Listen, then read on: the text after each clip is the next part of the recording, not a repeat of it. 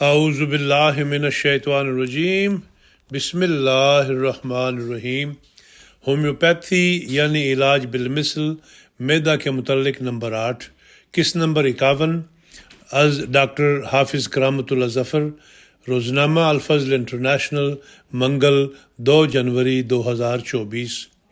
یوپیٹوریم: اسہال آئیں تو بہت کھلے، سبزی مائل اور پانی کی طرح ہوتے ہیں، مروڑ بھی اٹھتے ہیں۔ بعض دفعہ تھوڑے تھوڑے اسہال آنے کے بعد یکدم بہت کھل کر آتے ہیں، جس سے بہت کمزوری واقع ہو جاتی ہے، اور اس کے معاً بعد کچھ قبض ہو جاتی ہے جو کئی دن تک مسلسل چلتی ہے۔ صفحہ نمبر 373۔ یوپیٹوریم کی امراض 21 دن کے بعد دوبارہ اپنا زور دکھاتی ہیں۔ بات چیت میں مصروف رہنے سے یوپیٹوریم کے مریضوں کو افاقہ محسوس ہوتا ہے۔ یوپیٹوریم معدہ، جگر اور ہوا کی نالیوں کی اندرونی جھلیوں پر بھی اثر انداز ہوتی ہے۔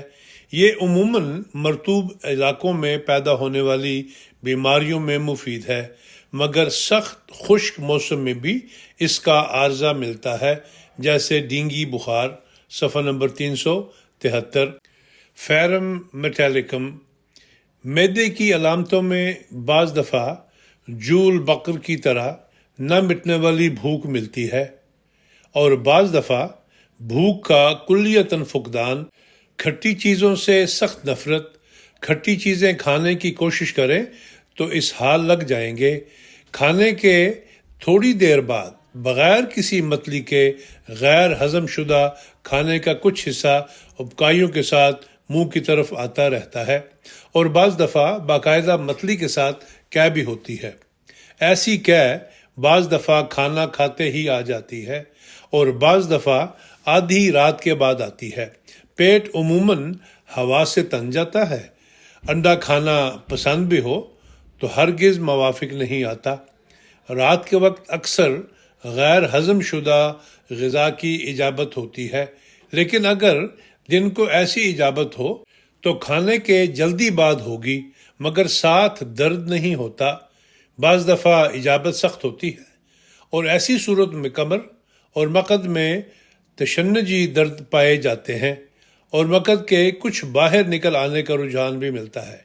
بعض مریضوں میں بے اختیار پیشاب خطا ہونے کا رجحان پایا جاتا ہے، جو دن کے وقت زیادہ ہوتا ہے۔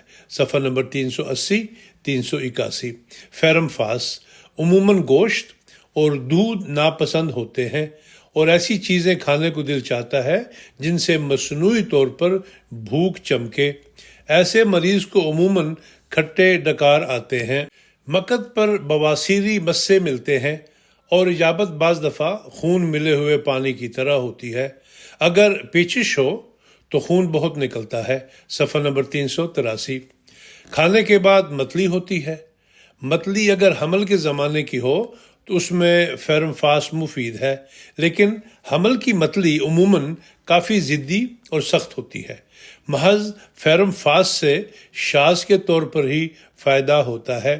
متلی کی اور بہت سی دوائیں ہیں جو خصوصیت سے حمل سے تعلق رکھتی ہیں۔ ان سب پر عبور ہونا چاہیے۔ متلی میں اب تک جتنی دوائیں استعمال کی گئی ہیں، ان میں ایک نئی دوا پپلی ہے جو میں نے خود بنائی ہے۔ یہ نئی چیز ہے اور پیپل کے پتوں کی راکھ سے بنائی گئی ہے۔ یہ حمل کی ضدی متلی کو دور کرنے میں مفید ہے۔ صفحہ نمبر 386۔ پپلی کو چونکہ میں نے حمل کی متلی میں کافی مفید پایا ہے، اس لیے اسے ایک اور طرح کے وسیع پیمانے پر استعمال کرا کے دیکھنا چاہیے۔ صفحہ نمبر 387۔ فلورکم ایسڈ: سلفر میں صبح کے وقت اسہال کی علامت ملتی ہے۔ فلورک ایسڈ میں بھی صبح کے اسہال کی علامت ملتی ہے۔ علاوہ ازیں ایسے اسہال جو مزمن ہو جائیں اور ٹھیک ہونے میں نہ آئیں اور مریض کو بہت کمزور کر دیں، اس میں بھی فلورک ایسڈ بہت مفید ہے۔ جگر کی خرابی کے نتیجے میں جسم پر پیدا ہونے والی سوزش میں بھی فلورک ایسڈ مفید دوا ہے۔ اس سوزش اور ورم کے ساتھ گرمی کا احساس بھی ہوتا ہے۔ اس حال میں صفرا بھی شامل ہوتا ہے، اور پیٹ ہوا سے تن جاتا ہے۔ صفحہ نمبر 393، جلسیمیم یا زرد چنبیلی۔ جلسیمیم کو عموماً سر درد اور نزلاتی بیماریوں میں استعمال کیا جاتا ہے، مگر اسہال وغیرہ میں استعمال نہیں ہوتی۔ حالانکہ اگر جسم ٹھنڈا ہو اور سر میں بوجھ محسوس ہو، منہ خشک ہونے کے باوجود پیاس نہ ہو، وہ اسہال جو لمبا عرصہ پیچھا نہ چھوڑیں، ان میں جلسیمیم بہترین کام کرتی ہے، اس لیے یہ اسہال کی بھی دوا ہے۔ صفحہ نمبر 396۔ جلسیمیم میں معدہ میں کمزوری اور خالی پن کا احساس بھی ملتا ہے۔ جذباتی ہیجان سے پیدا ہونے والے اسہال میں بھی جلسیمیم مفید ہے۔ دل کی اعصابی بیماریوں کے ساتھ معدے پر بھی اثر پڑتا ہے۔ خوف یا بری خبر سے معدہ خراب ہو جاتا ہے۔ یہ علامت ارجنٹم نائٹریکم میں بھی ملتی ہے، لیکن دوسروں کی علامتیں ایک دوسرے سے مختلف ہیں۔ صفحہ نمبر 398۔ بعض دفعہ معدے کی خرابی کی وجہ سے مرگی کی طرح کی کیفیت پیدا ہو جاتی ہے۔ معدے سے ایک شعلہ سا نکلتا ہے جو سر یا دل کی طرف جاتا ہوا محسوس ہوتا ہے۔ سر پر دباؤ کی وجہ سے مریض بعض دفعہ بے ہوش ہو جاتا ہے یا اسے چکر آتے ہیں، اور جسم کا توازن برقرار نہیں رہتا۔ یہ علامت جلسیمیم میں پائی جاتی ہے۔ یہ علامتیں معدے کی تیزابیت سے پیدا ہوتی ہیں۔ اگر کسی کھلاڑی کے معدے میں تیزابیت ہو تو اس میں ایسی علامتیں پیدا ہونا زیادہ قرین قیاس ہے۔ ایسی صورت میں جلسیمیم سے فائدہ ہوتا ہے، لیکن یہ بیماری مرگی نہیں ہوتی۔ صفحہ نمبر 399، 400۔ گلونائن۔ گلونائن کی ایک علامت یہ ہے کہ تکیے پر سر رکھتے ہی سر پھٹنے لگتا ہے، دل پر بھی دباؤ محسوس ہوتا ہے، خون کا دورہ یکایک سر یا دل کی طرف ہو جاتا ہے، اور کوئی سیال چیز اندر سے گزرتی ہوئی محسوس ہوتی ہے۔ سر کی طرف خون کا رجحان ہو تو اس کا ماخذ دل یا معدہ ہوتا ہے۔ بعض دفعہ معدے یا دل سے خون سر کی جانب دوڑتا محسوس ہوتا ہے۔ صفحہ نمبر 402۔ گلونائن کے مریض کی زبان سرخی مائل ہوتی ہے اور منہ خشک، لیکن پیاس زیادہ نہیں ہوتی۔ تیز بخار کے باوجود پیاس غائب ہو جاتی ہے۔ گرم موسم، دھوپ اور آگ کے سامنے تکلیفوں میں اضافہ ہو جاتا ہے، اور دھوپ اور گرمی کا احساس صرف سر تک ہی محدود نہیں رہتا بلکہ سارا جسم متاثر ہوتا ہے۔ دھڑکن، سانس میں گھٹن، متلی اور قے پائی جاتی ہے۔ دبانے سے سر درد کو آرام محسوس ہوتا ہے۔ صفحہ نمبر 403۔ اگر پاگل پن کے اثرات نمایاں ہوں تو ایتھوزا بھی کام آ سکتی ہے۔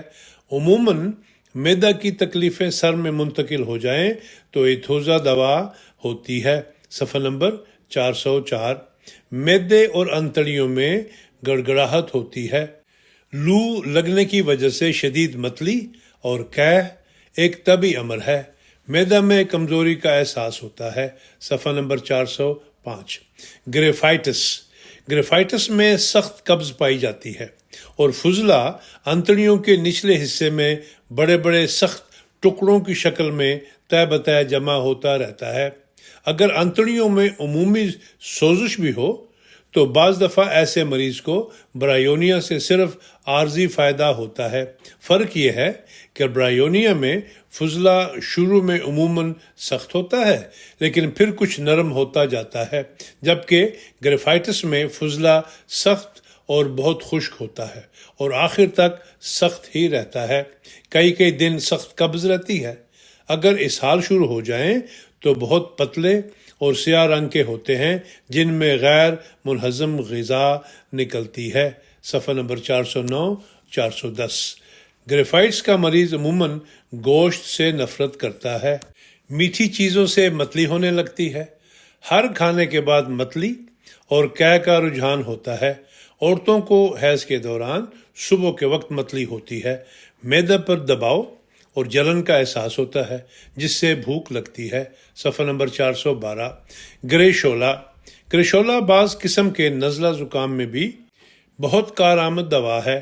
اس کا نزلہ اگر معدے پر گرے تو ساتھ ہی تشنج ہو جاتا ہے۔ اچانک بل پڑنے اور سکڑنے کا احساس ہوتا ہے۔ اس کے علاوہ یہ معدہ کی عام خرابی کی بھی دوا ہے۔ گریشولا کے مریض کے معدہ کی خرابی میں اوپر کا ہونٹ سوج جاتا ہے۔ یہ علامت پلسٹیلا میں بھی پائی جاتی ہے۔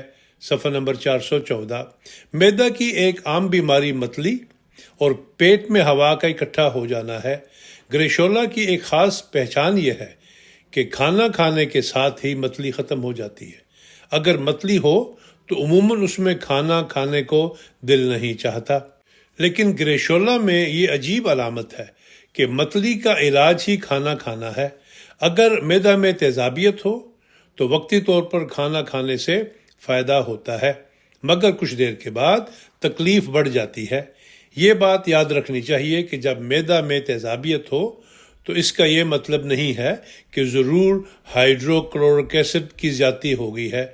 بسا اوقات اس تیزاب کی کمی کی وجہ سے بھی کھانا ہضم نہیں ہوتا، جو گل سڑ کر دوسرے غلط قسم کے تیزاب پیدا کرتا ہے۔ تیزاب کی زیادتی کی صورت میں تیزابیت عموماً اس وقت محسوس ہوتی ہے جب ڈکار یا ہلکی سی ابکائی کے ساتھ تیزاب ابھر کر اوپر پہنچتا ہے۔ گلے کے قریب پہنچ جائے تو وہاں کھٹاس محسوس ہوتی ہے، جبکہ معدہ میں کھٹاس کا اور تیزابیت کا کوئی احساس نہیں ہوتا، اور معدہ میں جلن کی بجائے دل میں جلن اور سکڑن کا احساس ہوتا ہے، جیسے بعض نالیاں بند ہو گئی ہوں۔ یہ عموماً تیزابیت کی علامت ہوتی ہے، نہ کہ دل کی خرابی کی۔ صفحہ نمبر 415۔ گائکم، یہ بائی کی دردوں اور گھنٹیا یعنی گاؤٹ میں کام آتی ہے۔ اگر موروثی سل کے مادوں کی علامت پائی جائے تو بھی گائکم پر نظر رکھنی چاہیے۔ اس میں اسہال کا رجحان بھی پایا جاتا ہے۔ صفحہ نمبر 417۔ ہیماٹوکسیلون، بنیادی طور پر یہ انجائنا کی دوا ہے۔ اس میں سکڑن اور تنگی کا ایک خاص احساس پایا جاتا ہے۔ یوں محسوس ہوتا ہے کہ جیسے کسی نے سینے پر پتھر کی سل رکھ دی ہو۔ جسم کے دوسرے حصوں میں بھی سکڑن کا احساس پایا جاتا ہے۔ معدے میں ہوا، درد اور کھرچن کا احساس اٹھتا ہے جو گلے تک پہنچتا ہے اور دل کے مقام پر درد اور تشنج پیدا کرتا ہے۔ چھونے سے تکلیف بڑھ جاتی ہے، سر بھی بوجھل رہتا ہے۔ صفحہ نمبر 423۔